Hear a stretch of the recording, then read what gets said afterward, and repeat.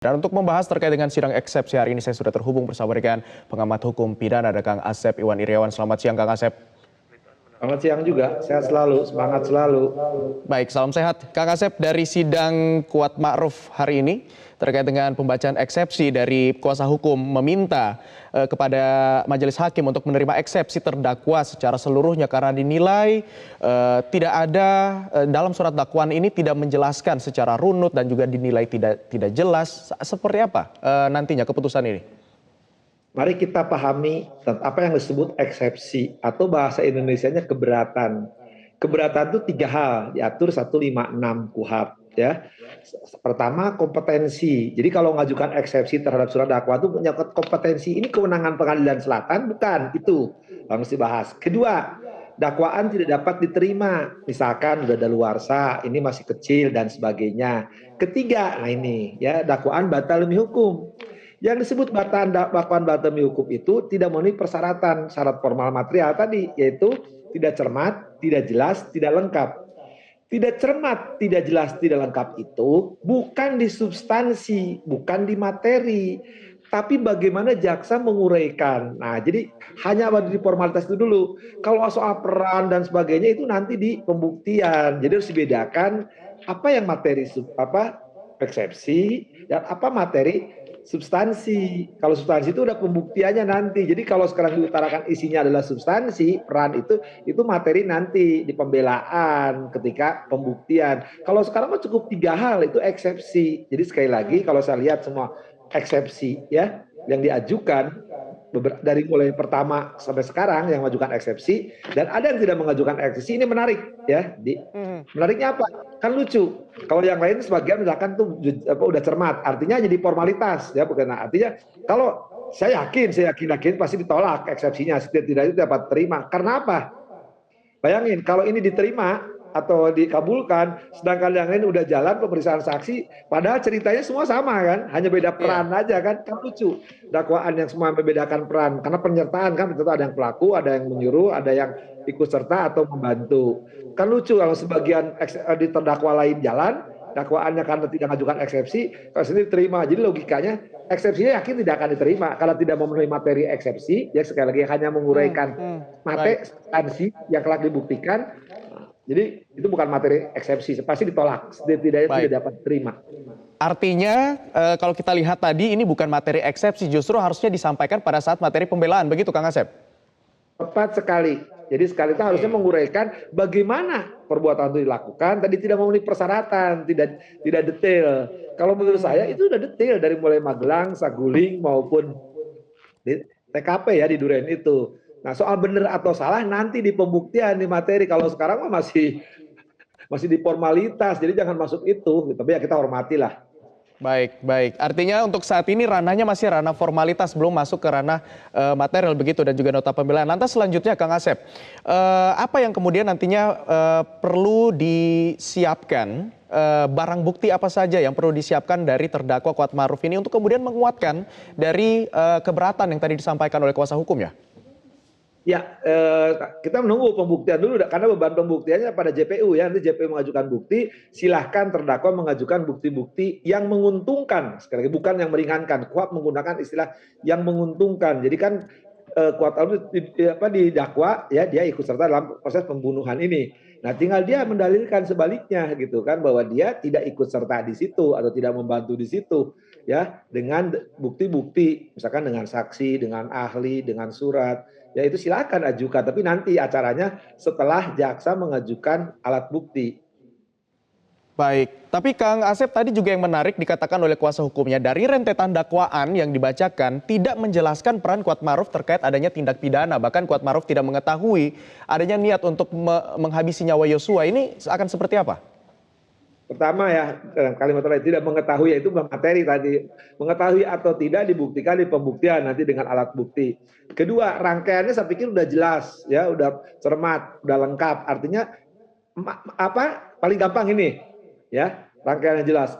Kan Kuat Ma'ruf itu ketika kejadian di Magelang ya, malah meminta ya supaya laporkan aja itu supaya tidak ada duri dalam daging. Baik. Itu kan sudah Oke. peran sudah kelihatan di situ, kemudian sampai dan seterusnya kemudian dan itulah, tapi itu harus dibuktikan nanti di persidangan. Kalau rangkaian cerita bagaimana itu dilakukan itu sudah cermat, sudah lengkap jaksa menguraikan itu. Tapi bagaimana bahwa dia tidak tahu perannya, kemudian dia tidak mengetahui, nanti dibuktikan ya. Nah, sekarang mah Baik. bagaimana membuat kalimat itu tepat dan benar dulu gitu.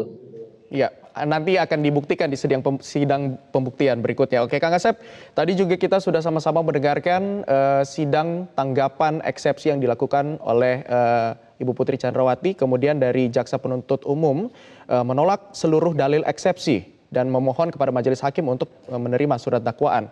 Ini penolakan yang dilakukan, ini akan seperti apa nantinya untuk proses pemeriksaan selanjutnya? Apakah memang yang disampaikan oleh kuasa hukum bahwa eksepsi ini memang tidak sesuai dengan syarat formil dan juga syarat material?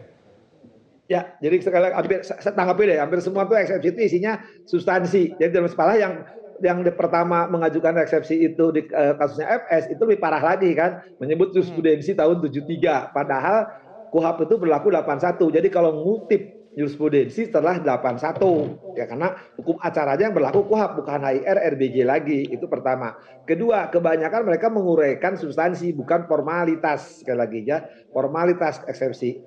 Ketiga, ini setelah semua mengajukan eksepsi ya, jaksa mengajukan pendapat, bukan tanggapannya di KUHP itu bukan pendapatnya. Tadi salah satu sudah mengujakan pendapatnya, dan sekedar sebagian tepat dan benar. Nah, nanti minggu depan atau hari sidang keberapa nanti hakim akan memutus dengan putusan sela. Apakah eksepsi diterima, ditolak, ya, atau dikabulkan? Tinggal itu aja pilihannya. Jadi acara berikutnya hakim akan menjatuhkan putusan sela setelah jaksa mengajukan pendapatnya. Kan masing-masing hak mengajukan eksepsi kan. Kalau yang tidak, ya tidak ada acara, langsung pasca pemeriksaan. Silakan jaksa mengajukan bukti-bukti. Tapi kalau yang mengajukan eksepsi, nunggu jaksa mengajukan pendapat. Setelah jaksa mengajukan pendapatnya, maka hakim menjatuhkan putusan atas eksepsi tersebut. Tapi mohon maaf, mungkin saya karena juga pengamat kan, boleh mengamat-ngamati kan, memprediksi semua eksepsi pasti dinyatakan tidak dapat terima. Baik, Kang Asep, kalau sudah mendengarkan eksepsi dari Putri Chandrawati dari Jaksa Penuntut Umum, berarti ini bisa dikatakan apakah nanti akan seperti apa keputusan dari hakim? Apakah pasti ditolak atau akan dipertimbangkan? Ya, maka saya bilang, nanti hakim akan menjatuhkan putusan sela. Nah, prediksi saya, ini prediksi ya seperti BMKG, ya pasti tidak dapat terima atau ditolak gitu kan. Minimal tidak dapat terima itu eksepsinya. Karena tadi kebanyakan yang selain eksepsi PC ini kan hampir sama dengan FS kan, pengacaranya timnya sama kan, pas dan dakwaan itu kan ceritanya semua hampir sama, cuman berbeda itu peran. Kalau di FS sebagai terdakwa ya, kemudian tempat yang lain sebagai saksi, kemudian perannya dia membantu, perannya ikut serta, perannya pelaku misalkan di E ya, perannya sebagai aktor di FS.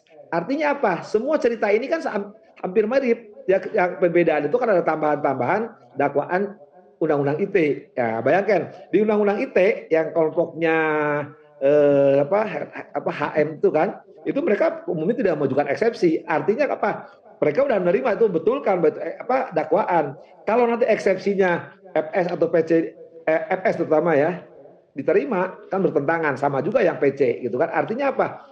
Seluruh dakwaan, sekali lagi mohon maaf dengan sangat saya harus sampaikan permohonan maaf ya, bahwa itu sudah jelas bagaimana dilakukan kejadian itu, dari mulai Magelang, Saguling dan TKP itu udah dirinci, udah lengkap. Menurut saya tidak ada yang nggak lengkap di situ, tidak ada yang tidak cermat.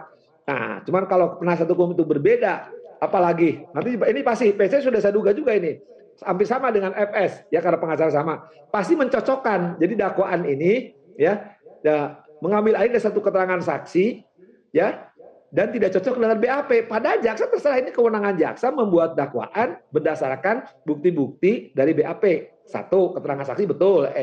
Tapi kan alat bukti tidak hanya keterangan saksi, ada keterangan ahli, nanti ahli balistik, ahli forensik, kemudian surat hasil balistik, hasil forensik. Jadi satu sama lain yang saling berkaitan oleh jaksa dirangkai jadi dakwaan. Jadi eksepsi jangan mengatakan ini dakwaan hanya dibikin dari satu saksi, keterangan saksi. Ya iya, satu alat bukti. Kan hakim itu diyakinkan dengan minimum 2 alat bukti. Nah, keterangan saksi jelas 1, ahli 2, 3 surat. Nah, dijumlahkan surat juga banyak, ahli juga nanti kan banyak. Artinya apa? Jangan mengatakan ya, sekarang jadi kita harus memberikan edukasi kepada masyarakat ya. Jangan masyarakat dibodohi terus, dibohongin terus lah ya dengan kalimat-kalimat yang sifatnya ya seolah masyarakat udah pinter kok. Ya, ya betul, saksi itu kan tidak hanya satu. Tapi kalau saksi satu ini bersesuaian dengan alat bukti lain, ya silakan jaksa boleh membuat dakwaan. Justru menurut saya, ketika dakwaan ini lemah disusun, kesempatan penasihat hukum untuk nanti di pembuktian, ya bahwa tidak perannya tidak jelas dan sebagainya, itu yang mesti dikatakan, yang sering Baik. katakan kan berkali-kali.